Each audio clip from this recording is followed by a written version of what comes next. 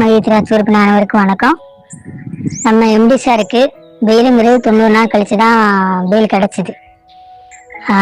அதுக்கப்புறம் சாருக்கு முழு தலைவர் கிடைச்சதுக்கப்புறம் நம்ம வீடியோவில் அவர் பேசுவார்.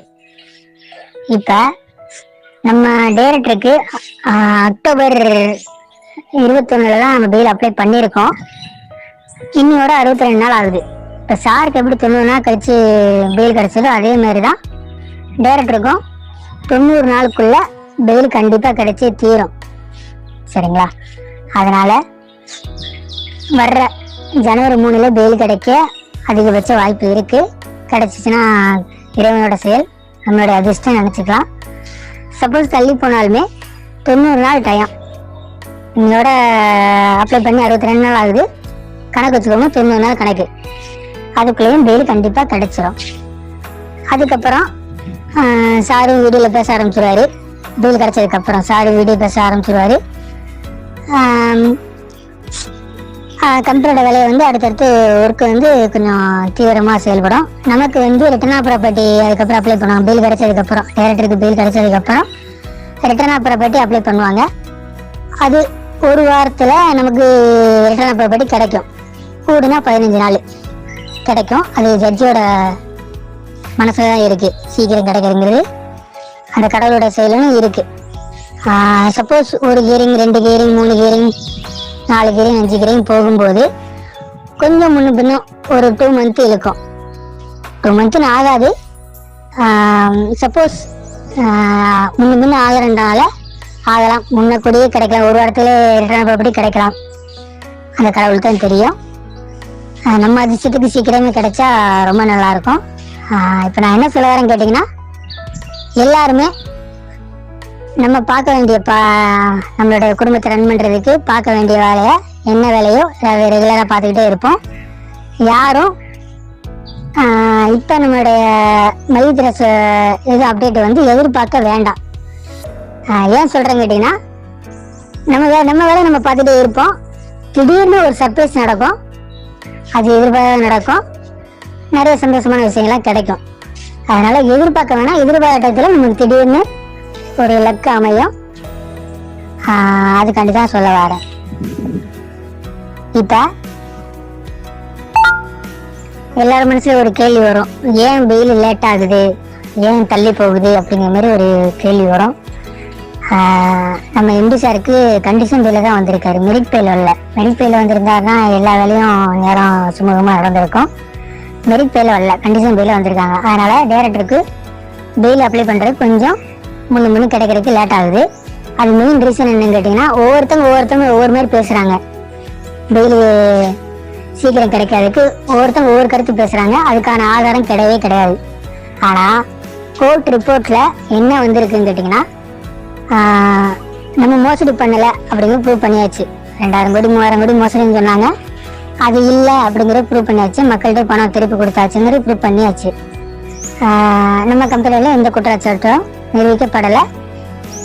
எந்த கேஸும் ஃபைல் ஆகலை. ஒரு 30 கேஸோ 39 கேஸோ தான் ஃபைல் ஆகிருக்கு. அதுவுமே அவங்களுக்கு பணம் கிடைக்கல. கோர்ட் என்னைக்கு சொல்லுதோ அன்னைக்கு தான் அவங்களுக்கு பணம் கிடைக்கும். ஆனால் நமக்கு எம்டி சார் மனசு வச்சோம், ரிட்டர்ன் அப்படி போட்ட உடனே ஆப் ரன்னிங்கில் வந்த உடனே பணம் கொடுக்க ஆரம்பிச்சிருவாரு. எல்லாத்துக்கும் எல்லார் கடனையும் அடைச்சிடலாம், ஒன்றும் பிரச்சனை இல்லை. ஆனால் அந்த கேஸ் கொடுத்தவங்களுக்கு மினிமம் 10 வருஷம் கூட ஆகலாம் பணம் கிடைக்கிறதுக்கு. கோர்ட் என்னைக்கு சொல்லுதோ அன்னைக்கு தான் 10 வருஷம் 20 வருஷம் கூட ஆகும். கேஸ் கொடுத்தவங்க அவங்களோட துரதிர்ஷ்டம் நினைச்சுக்க வேண்டியதான், அவ்வளோதான். இப்போ நான் என்ன சொல்ல வரேன்னு கேட்டிங்கன்னா, இப்போ டைரக்டருக்கு ஏன் பெயில் முன்னு லேட் ஆகுதுன்னா, அந்த கோர்ட் ரிப்போர்ட்ல மணி சர்க்குலேஷன் போட்டிருக்காங்க. அந்த மணி சர்க்குலேஷன்ங்கிறது மக்கள்கிட்ட பணம் வாங்கி மக்கள்கிட்ட கொடுக்குறாங்க. இப்போ மோசடி அவங்க பண்ணலை, ஃபியூச்சரில் மோசடி பண்ண வாய்ப்பு இருக்கு பட்சத்தில் ஒரு சண்டைக்குறியில ஒரு கேள்விக்குரிய அரசு வக்கீல் கேள்வி எழுப்புறாங்க. நீங்கள் தீவிர விசாரித்து பெயில் கொடுங்க அப்படிங்கிற மாரி சொல்கிறாங்க. அந்த மணி சர்க்குலேஷன்ங்கிறது எம்எல்எம் கான்செப்ட்ல தான் வரும். நம்ம எம்எல்எம் கான்செப்ட் கிடையாது. அது சாரே ப்ரூவ் பண்ணி விடாது. அதுக்கான விசாரணை தான் ஓடிக்கிட்டு இருக்கு. கம்ப்ளீட்டாக முடிஞ்சதுக்கப்புறம் ஒரு கட்டத்தில் அவங்க பெயில் கொடுத்து ஆகணும். விசாரிச்சு முடிச்சு பெயில் கொடுத்துருவாங்க. அந்த மணி சர்க்குலேஷன்ங்கிறது நம்ம கான்செப்ட்ல வராது. ஏன்னா நம்ம ப்ராடக்ட் சேல்ஸ்ல பண்றோம்.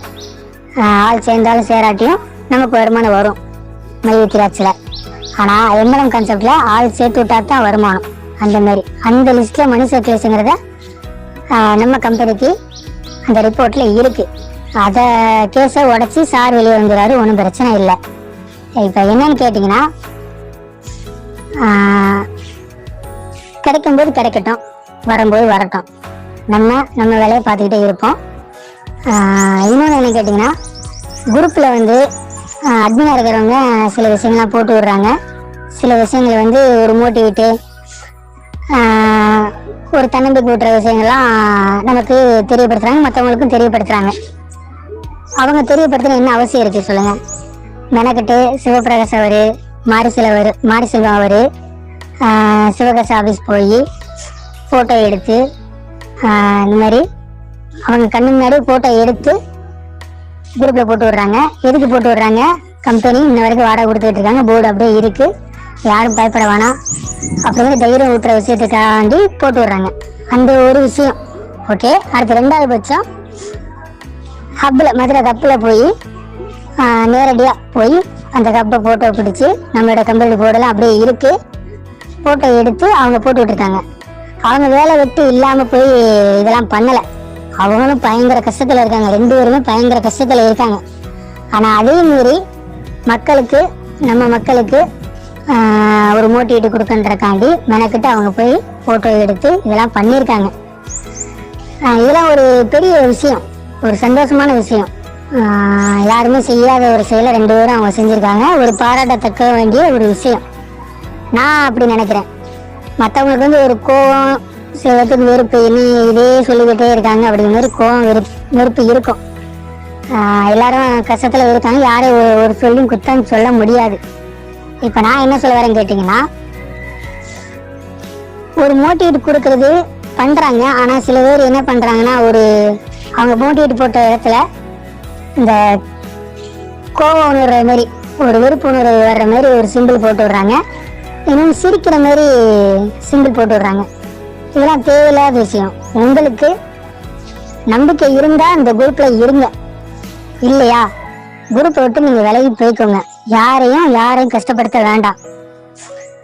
இன்னொன்று, அட்மினாக இருக்கவங்களுக்கு தனிப்பட்ட முறையில் மெசேஜில் நக்கலை கேலி கிண்டலுமா நக்கலுமா பதில் சொல்கிற மாதிரி அவங்க மோட்டிவேட் கொடுக்குற இடத்துல தனிப்பட்ட முறையில் நம்பர் எடுத்து ஒரு நக்கலும் கேலியுமா மெசேஜ் பண்ணுறாங்க.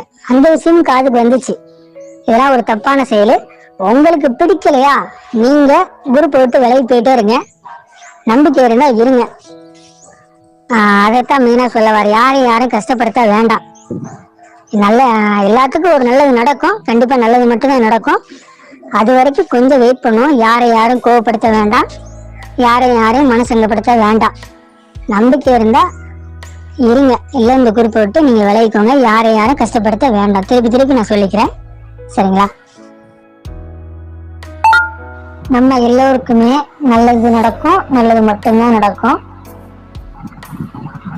ரிட்டர்ன் ஆஃபரை பற்றி கிடைக்கிற வரைக்கும் எல்லாரும் வெயிட் பண்ணுங்க. அது பிடிச்சிக்கிட்டே கிடைக்கும். மினிமம் 2 மந்த் வச்சுக்கோங்க. டேரக்ட் பேர் கிடைச்சதுக்கு அப்புறம் சிவபிரசார் சொன்ன மாதிரி தான் மார்ச் மாதம் கணக்கு வச்சுக்கோங்க. அதுக்குள்ளே ரிட்டர்ன் ஆஃபர் பற்றி கிடைச்சிடும். கிடைச்ச உடனே ஃபஸ்ட்டு பேமெண்ட் யாருக்குன்னா, போட்ட காசை, அதாவது 1,24,000 ரூபாய்க்கு பர்ச்சேஸ் பண்ண அமௌண்ட்டில் உள்ளவங்களுக்கு மட்டும் போட்ட காசு எடுக்காதவங்களுக்கு ஃபஸ்ட்டு கிடைக்கும். அவங்களுக்கு தான் ஃபஸ்ட்டு கிடைக்கும், யாரும் பயப்பட தேவையில்லை, அவங்களுக்கு தான் ஃபஸ்ட்டு கிடைக்கும். இதுதான் நிதர்சனமான ஒரு உண்மை. லாபம் பார்த்தவங்களுக்குலாம் கூட ஒரு மந்த் ஆகும்.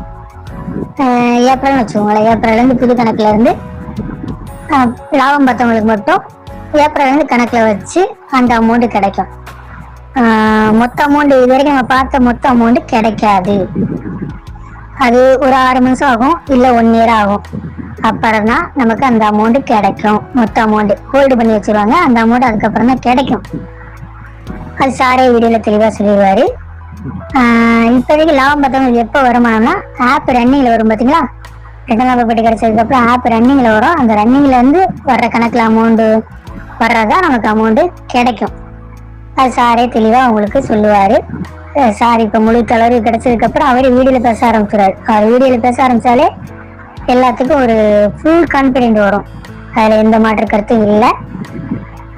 இன்ன வரைக்கும் ஹப்புக்கும் ஆஃபீஸுக்கும் வாடகை கொடுத்துட்டு தான் இருக்காங்க. தேவையில்லாம அவங்க வெட்டியா வாடகை கொடுக்கல, கம்பெனியை ரன் பண்ற நோக்கத்துல தான் அவங்க வாடகை கொடுத்துட்டு இருக்காங்க. கோர்ட் ப்ரொசீஜரோட ஃபாலோ பண்றதுக்காண்டி தான் முன்ன முன்ன லேட் ஆகுது. யாரும் எதிர்பார்க்க வேண்டாம். ஆனா மார்ச் மாதத்துக்குள்ள எல்லா நல்லதும் நடக்கும்.